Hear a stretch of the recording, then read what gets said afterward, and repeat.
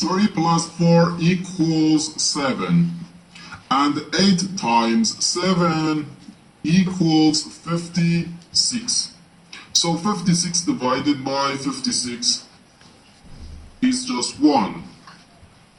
But this answer is not correct, because according to the order of operations, first we have to do parentheses, then exponents, then multiplication or division, and finally addition or subtraction. Remember that multiplication and division have equal priority and we have to work from left to right.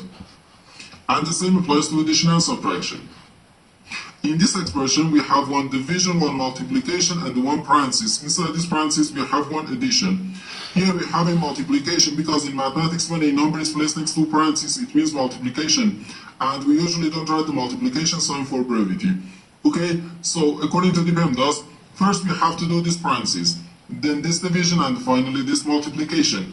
If we do this multiplication before this division, it is wrong.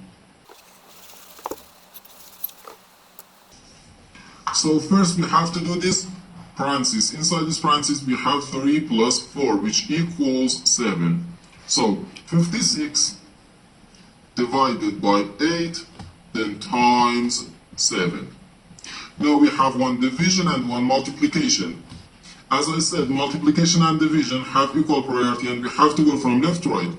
So here, first we have to do this division. 56 divided by 8 gives us 7. So 7 times 7, which equals 49. And this is our final answer to this problem. The correct answer is 49.